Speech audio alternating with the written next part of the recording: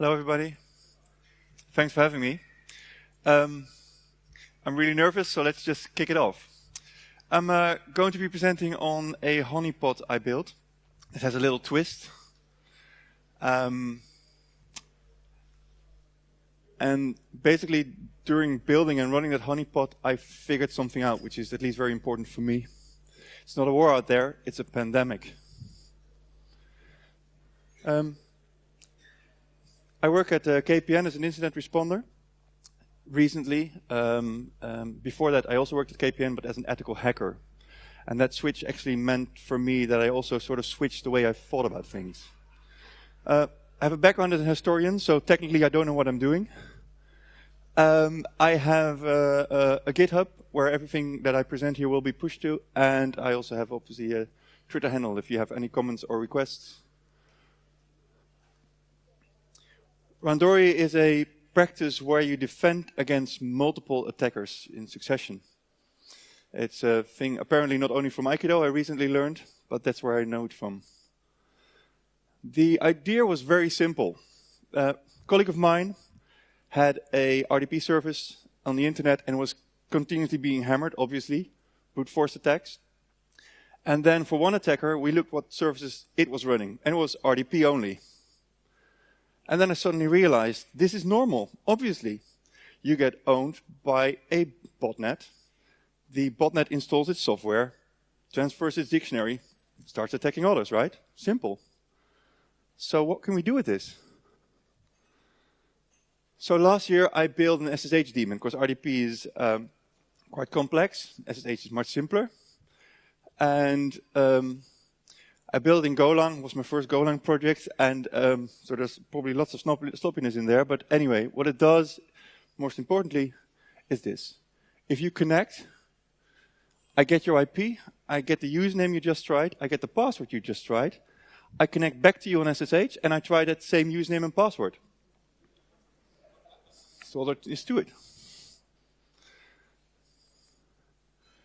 That was really successful. On my GitHub, you have a list of most common successful usernames and passwords. So that's not a dictionary, that's real-world usernames and passwords that get you into devices.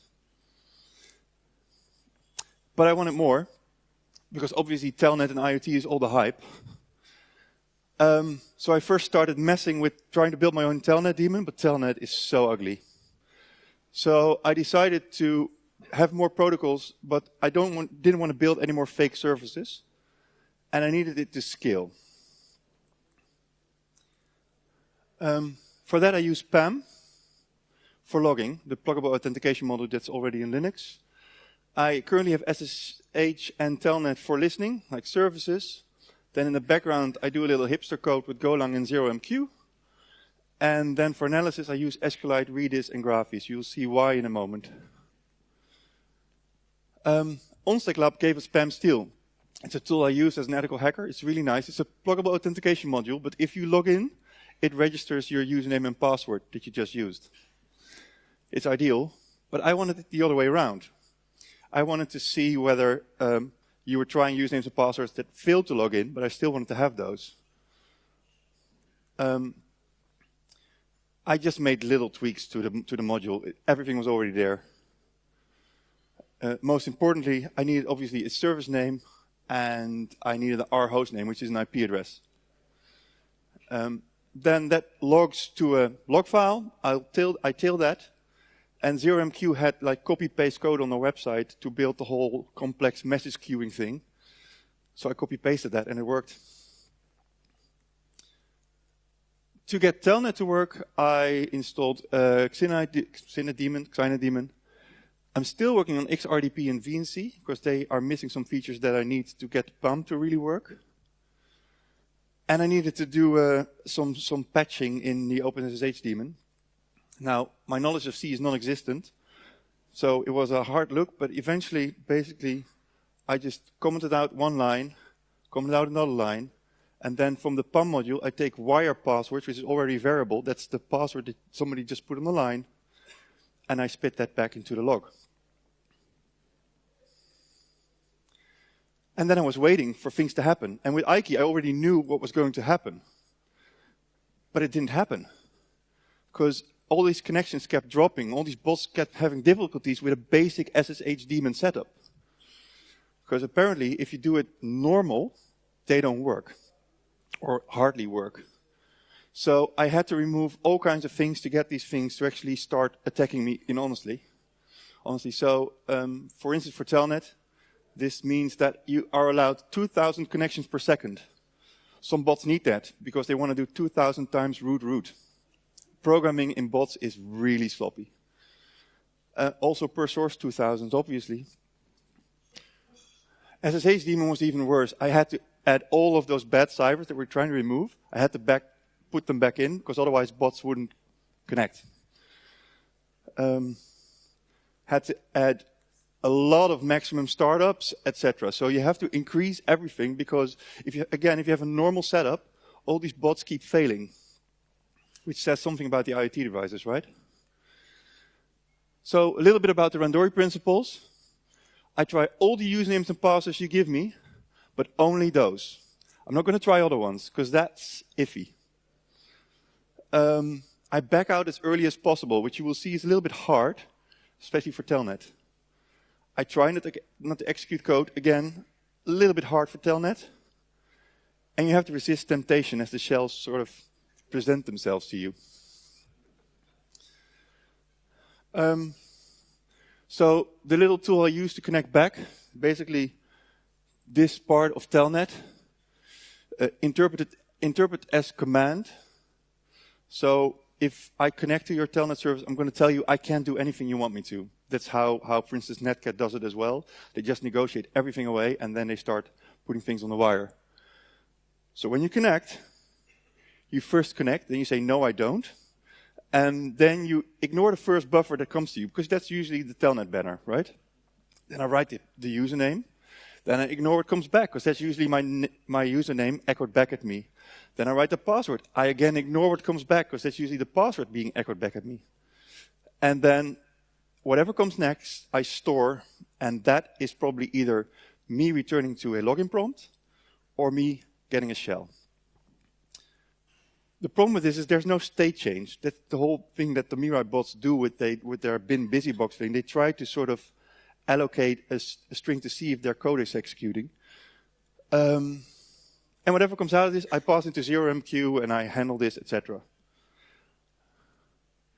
SSH is so much simpler. Basically, I connect, and the beauty of SSH is if I connect, I can do it in different stages. So I authenticate, but I never ask for a shell. And I just grab your SSH banner, and I'm out of there. So that's pretty clean.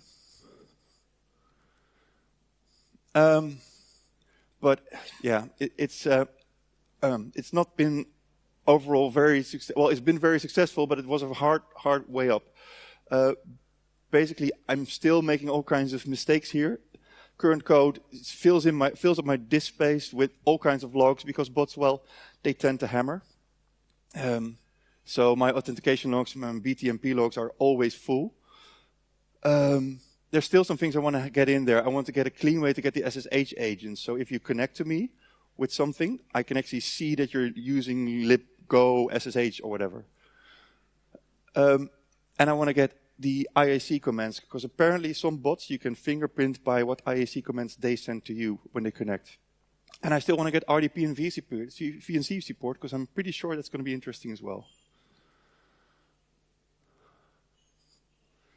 The results obviously are horrific again. This is a little tech cloud. Every one of these numbers in front is the number of times I owned a single system with that. Now, there is overlap, because Telnet, often what I saw is if I just connect, I get a shell. The only thing that it requires is to me connect and send a new line. So what you see is that there's a lot of passwords in here, usernames and passwords, that are just doubles because everything works. For those interested, you pop about 2 or 3 boxes a day with this per honeypot. Remember, I'm not doing anything. I'm just sitting on the internet. looking at all these details and trying to figure out what's happening and what kind of attacker was behind it and what kind of campaign and TTP and all those things, I suddenly realized something. I'm standing in a sea of infections. And I'm focused on sort of a war I'm fighting in my head.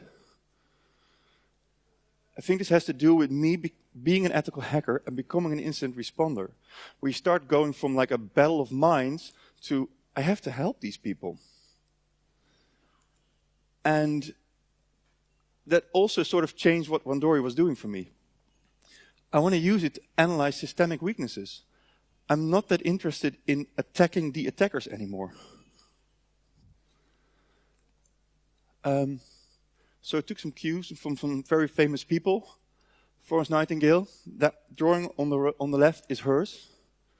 That was one of the first data visualizations ever.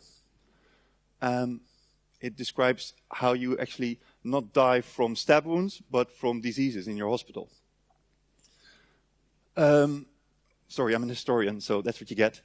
The Jon Snow you see here he had the first double-blind medical experiment in history about cholera in London. And medicine actually has some pretty good models on how to deal with this. So this is what I started doing. I take per IP, I take a distinct list of all the clients you send to me, which is mostly important for SSH, because Telnet obviously doesn't have a client string. Then, for whatever that single IP did, I concat all usernames and passes that you used against me. So if you do admin, admin, admin, admin, admin, admin, that's going to be just a very long string of admin, admins. And then I created an SSDeep of those two strings concatenated together. SSDeep is something that you use in incident response in forensics. It has some very good things if you want to do something like this. So it allows for the fuzziness of what happens on a network. Because sometimes a connection drops, or sometimes a bot is badly written. So if there's a drop, etc., if I would get the difference between two of those things, what a normal hash does, right? It does uniqueness. SSDeep does similarity. So, as an example, I have here a client string. There's a lot of vulnerable libraries being used. I'm just putting that out there. And then it's a string of usernames and passwords used. And this is the SSDeep hash of that. This is another one, same setup. And you can already see their similarities and differences. And if you do comparison, the number will show up between 0, no similarities, and 100. Perfect match. For another project I was doing, I already had this tool. And what it does is, it takes the SSDeep string and it stores this in Redis. The SSDeep algorithm has something that they call a rolling window. So that's the first 7 characters, the second 7 characters, the third 7 characters, and they just roll over the whole string.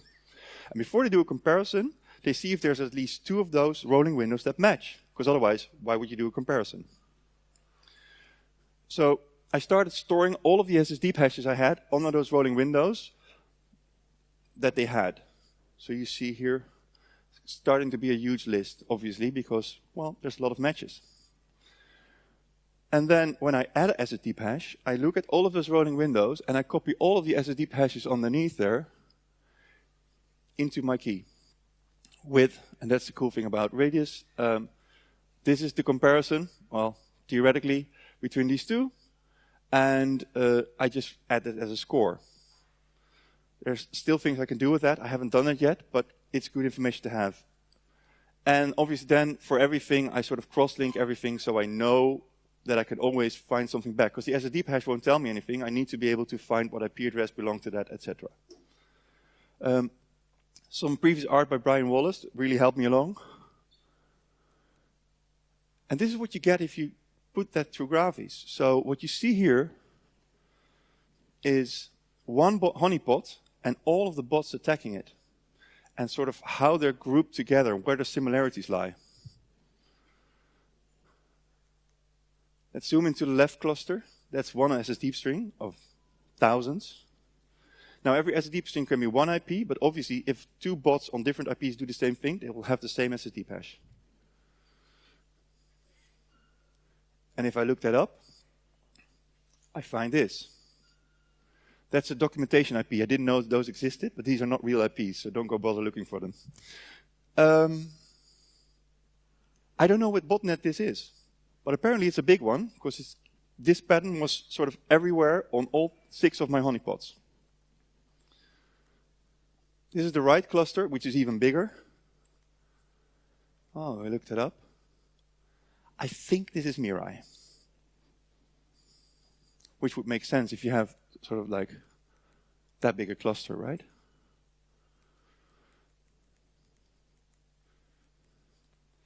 And then I was reading up on this, because it's all news to me too. So I found out about how the Hajime thing works.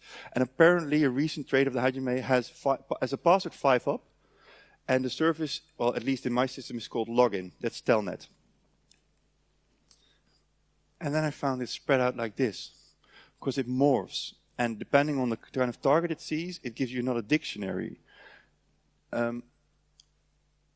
I'm still thinking about what this means, because it's like they're hiding in plain sight. They're not grouped together neatly like the Mirai. They're morphing, they're evolving. They keep updating their dictionaries. And apparently you can see that if you start looking for it. There it is. Actually, this is from a web attack. So what it's doing in Telnet, I have no idea. But, well, it might work for them. The Hippocratic Oath, long time before Christ. Basically, this is pretty much what an ethical hacker wants to do. And I think that neatly defines privacy. Again, Manix has some pretty good models, guys. And girls. Let me see. Things I could have done. Obviously, if I have access to your device, I could kill it, right? Brickerbot does that. I could create my own botnet. Actually, I have not been detected as far as I can tell, so botnets might actually already be doing this and we're not seeing it. DEI Foundation and Victor Gevers are doing a real good job in trying to clean up all the disclosed credentials that we've seen recently, where people just post IP addresses, username and passwords, for I don't know why. And if you have a QNAP, if you have a NAS out there, then you're probably part of a botnet, and fix that please, because on that is all your pictures, your documents, your backups of your MacBook, etc. And this is all open to the internet. I just have to browse there. I don't even have to fill in a username and password in most cases. So, your baby monitor as well, because that's Telnet. So, and you're in. That's, I don't know, pretty creepy to me. What I wanted to do is investigate these devices, but obviously, I'm not allowed to. Because I'm not allowed to enter them. I have no idea of what the basic reproductive ratio of a botnet is.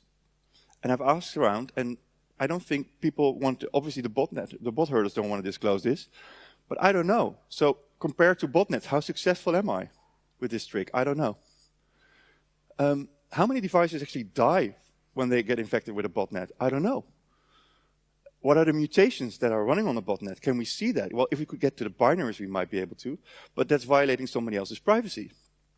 Now, a doctor could take a blood sample, but I'm not in sort of the medics trade, I'm in the attacking mode, right? So how can I ask people to do that?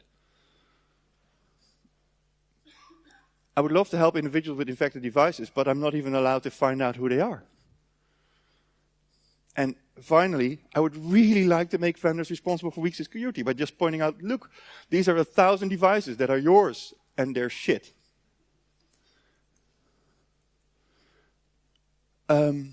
This.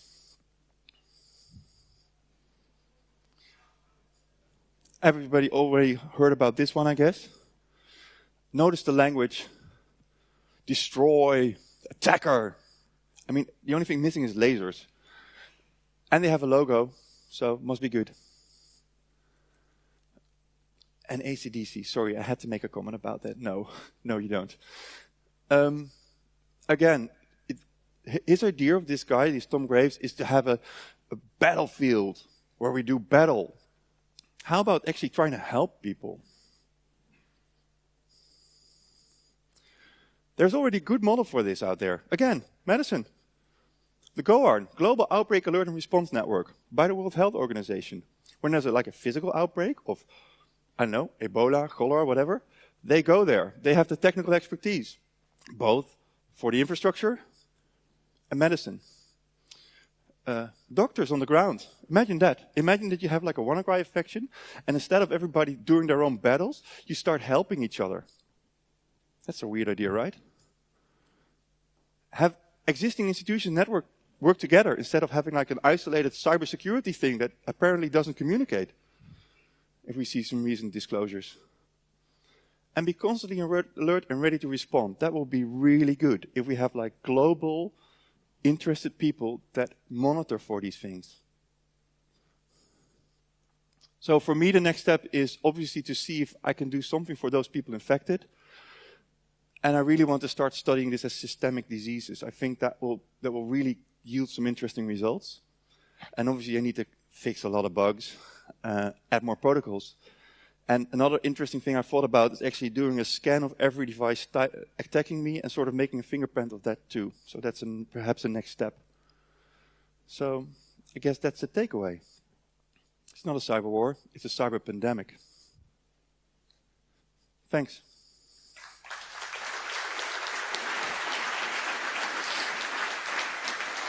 Okay, a lot to think about there. Questions now? You've all had your coffee. You're all woken up. Yep. Hi, do you have a mechanism to see if you're connecting back to somebody using your software to connect to you? Well, that actually did happen because I was debugging it from one of the boxes that already had this running. So I was attacking myself. And what you then just get is an infinite loop because, and you will see that in your logs because there's two IP addresses that keep barking against each other. It's, it's messy. Thanks. More questions? I think I saw a question back there. Yeah.